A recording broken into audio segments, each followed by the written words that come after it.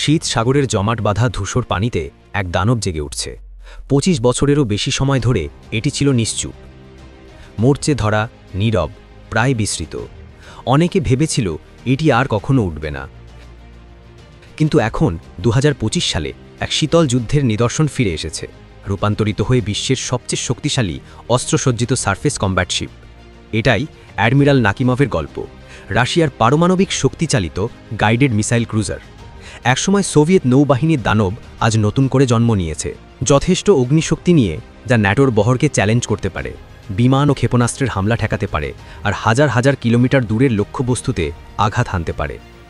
এটা কোনো সাধারণ যুদ্ধজাহাজ নয়, এটা কোনো সাধারণ আধুনিকীকরণ নয়।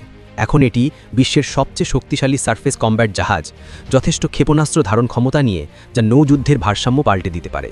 তাই চোখ রাখুন এই গল্পে। রুশ প্রতিরক্ষা মন্ত্রণালয় নিশ্চিত করেছে যে অ্যাডমিরাল নাকিমভ গভীর সংস্কারের পর প্রথম সমুদ্র পরীক্ষা সফলভাবে সম্পন্ন করেছে। পরীক্ষায় প্রোপালশন সিস্টেম ও আরও কয়েকটি গুরুত্বপূর্ণ অনবোর্ড সিস্টেম পরীক্ষা করা হয়েছে, আর পরবর্তী পরীক্ষা নির্ধারিত হয়েছে বারেন্টস সাগরে। মূলত কোল্ড ওয়ারের সময় প্রজেক্ট 1144 অরল্যান্ড ক্লাস পারমাণবিক ক্রুজার হিসাবে কমিশন করা হয়েছিল। একসময় এটি অচল ও মরচে ধরা বলে বিবেচিত হতো। কিন্তু এখন কয়েক দশকের আধুনিকীকরণের পর নাকিমভ এক দানব হিসাবে পুনর্জন্ম নিয়েছে। শুধু পুনর্গঠিত নয়, বরং নতুন রূপে, যা বিশ্ব আগে কখনো দেখেনি।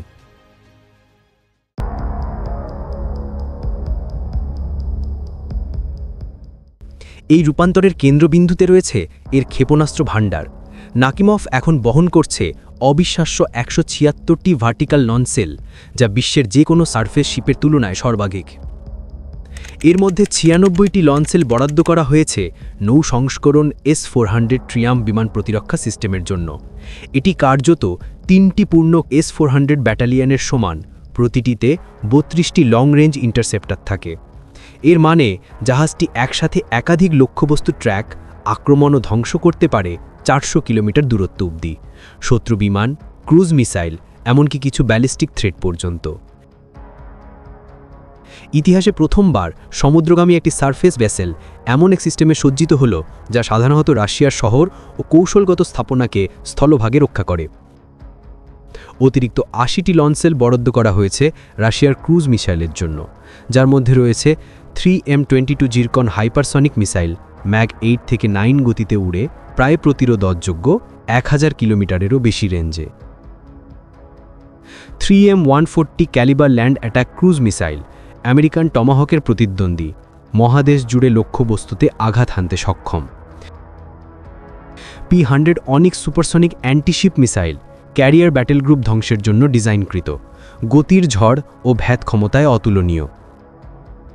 অর্থাৎ নাকিমভ S-400 ইন্টারসেপ্টরের ঢাল দিয়ে নিজেকে রক্ষা করতে পারে, একই সাথে হাইপারসনিক, ল্যান্ড অ্যাট্যাক ও অ্যান্টিশিপ মিসাইলের ঝড় ছেড়ে দিতে পারে ১০০০ কিলোমিটার জুড়ে। কেন এটি গুরুত্বপূর্ণ? অ্যাডমিরাল নাকিমভ হল কিরভ ক্লাস পারমাণবিক ব্যাটেল ক্রুজার ফ্যামিলির সদস্য, দ্বিতীয় বিশ্বযুদ্ধের পর নির্মিত সবচেয়ে বড় ও শক্তিশালী সারফেস যুদ্ধজাহাজ। এগুলো তৈরি করা হয়েছিল মার্কিন ক্যারিয়ার স্ট্রাইক গ্রুপ ধ্বংসের জন্য, যাতে ন্যাটোর নৌ আধিপত্য সর্বদা চ্যালেঞ্জের মুখে থাকে। দশকের পর দশক এগুলো মরচে ধরে বন্দরে পড়েছিল যখন রাশিয়া সোভিয়েত পতনের পর সংগ্রাম করছিল। কিন্তু এখন মস্কো এই দানবদের নতুন জীবন দিয়েছে, আধুনিক ক্ষেপণাস্ত্র প্রযুক্তি ও উন্নত প্রতিরক্ষা ব্যবস্থার মাধ্যমে। আজ আমরা যা দেখছি তা আর ১৯৮০-র জাহাজ নয়, এটি ২১ শতকের এক দানব, যা উত্তর আটলান্টিক নয়, যে কোনো সমুদ্রেই আধিপত্য বিস্তারের জন্য তৈরি।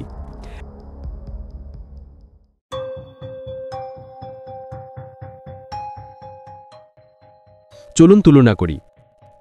অ্যাডমিরাল নাকিমভ ফুল লোডে প্রায় ২৮,০০০ টন স্থানচ্যুত করে, যা অনেক ন্যাটো ক্রুজার ও ডেস্ট্রয়ারের তুলনায় অনেক বড়। মার্কিন নৌবাহিনীর আর্লেবার্গ ক্লাস ডেস্ট্রয়ার প্রায় ৯,০০০ টন স্থানচ্যুত করে মাত্র ৯৬টি মিসাইল সেল সহ। এমনকি মার্কিন টিকন্ডেরোগা ক্লাস ক্রুজার, যা দীর্ঘদিন ধরে আমেরিকান নৌশক্তির মেরুদণ্ড, বহন করে ১২২টি মিসাইল সেল। কিন্তু নাকিমভ কত? ১৭৬টি সেল, পারমাণবিক প্রোপালশন আর এমন মিসাইলের মিশ্রণ যা বিশ্বের আর কোনো জাহাজে নেই। এটা নাকিমভকে শুধু একটি জাহাজ নয়, বরং এক ভাসমান দুর্গে পরিণত করেছে। আকাশসীমা, সমুদ্রপথ নিয়ন্ত্রণ করতে সক্ষম এবং শত্রু ভূখণ্ডে গভীর আঘাত হানতে প্রস্তুত।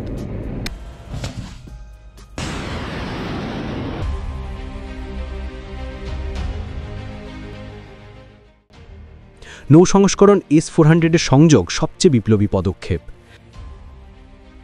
স্থলভাগে S-400 ইতিমধ্যেই কুখ্যাত তার 600 কিলোমিটার দূরের লক্ষ্যবস্তু লক করার ক্ষমতার জন্য। সমুদ্রে এটি নাকিমভকে এক মোবাইল কৌশলগত বিমান প্রতিরক্ষা প্ল্যাটফর্মে রূপান্তরিত করেছে, যা পুরো বহরকে এসকর্ট করতে পারে, বিমান হামলা ঠেকাতে পারে, আর যেখানে যায় সেখানে বিশাল নো ফ্লাই জোন তৈরি করতে পারে। অর্থাৎ যে কোনো বিমান, ন্যাটো ফাইটার, নজরদারি বিমান, এমনকি AWAC এয়ারক্রাফট পর্যন্ত দুবার ভাববে এই জাহাজের 400 কিলোমিটারের ভেতরে আসার আগে। বাস্তব অর্থে নাকিমভ এখন আর শুধু আক্রমণাত্মক জাহাজ নয়, এটি রুশ বহরের অভিভাবক ও অগ্রভাগ, একই সাথে ঢাল ও তরবারি। আক্রমণাত্মক দিকে এর 80টি ক্রুজ মিসাইল সেল দিগন্ত পেরিয়ে শক্তি প্রদর্শনের জন্য তৈরি। ক্যালিবার মিসাইল ইউরোপ, মধ্যপ্রাচ্য বা এশিয়ার স্থলভাগে লক্ষ্যবস্তুতে আঘাত হানতে সক্ষম। ইতিমধ্যে ইউক্রেনে ব্যাপকভাবে ব্যবহৃত হয়েছে কমান্ড সেন্টার, জ্বালানি ইনফ্রাস্ট্রাকচার ও কৌশলগত স্থাপনায় হামলা চালাতে। অনিক্স মিসাইল এটিকে ক্যারিয়ার স্ট্রাইক গ্রুপ ধ্বংসের ক্ষমতা দেয়, ন্যাটোর ক্ষমতা প্রদর্শনের মুকুটরত্ন। আর জিরকন হাইপারসনিক এগুলো পুরো খেলাই পাল্টে দেয়। ম্যাগ 8-এর বেশি গতিতে এগুলো প্রতিক্রিয়ার সময়কে কয়েক সেকেন্ডে নামিয়ে আনে, ফলে প্রচলিত এয়ার ডিফেন্সকে কার্যত অকেজো করে দেয়। ন্যাটো নৌবাহিনীর জন্য এই জাহাজ মানে প্রতিটি ক্যারিয়ার, প্রতিটি ডেস্ট্রয়ার এবং প্রতিটি বন্দর 1000 কিলোমিটারের ভেতরে তাৎক্ষণিক হুমকির মুখে। বৈশ্বিক প্রতিক্রিয়া। সুতরাং ন্যাটো ও যুক্তরাষ্ট্র গভীর উদ্বেগ নিয়ে নাকিমভের সমুদ্র পরীক্ষা পর্যবেক্ষণ করছে। এটা আশ্চর্যের কিছু নয়। মার্কিন নৌবাহিনী দীর্ঘদিন ধরে সমুদ্রের আধিপত্য বজায় রাখতে ক্যারিয়ার স্ট্রাইক গ্রুপের উপর নির্ভর করে আসছে। একটিমাত্র নাকিমভ ও হাইপারসনিক মিসাইল সহ পুরো গ্রুপকে বিপদের মুখে ফেলতে পারে। ইউরোপের নৌবাহিনী আধুনিক হলেও এই স্কেলের অগ্নিশক্তি কোনো দেশই মোতায়েন করেনি। এমনকি চীনও, যারা দ্রুত নৌ বিস্তার সত্ত্বেও এখনও একসাথে পারমাণবিক প্রপারেশন, উন্নত প্রতিরক্ষা ব্যবস্থা এবং হাইপারসনিক আক্রমণাত্মক ক্ষমতা সম্পন্ন জাহাজ মোতায়েন করেনি। এই আধুনিকীকরণ রাশিয়ার অভিপ্রায় প্রকাশ করছে সমুদ্রে ফিরে আসা কোনো ক্ষয়শীর্ণ শক্তি হিসাবে নয়, বরং এক দুর্দান্ত প্রতিদ্বন্দ্বী হিসাবে। পারমাণবিক রিয়্যাক্টর দ্বারা পরিচালিত হওয়ায় এটি বহু বছর সমুদ্রে টিকে থাকতে পারে, জ্বালানি পুনর্ভর্তি ছাড়াই, প্রচলিত বহরের মতো নয়। আজকের মতো এখানেই শেষ। দেখার জন্য ধন্যবাদ।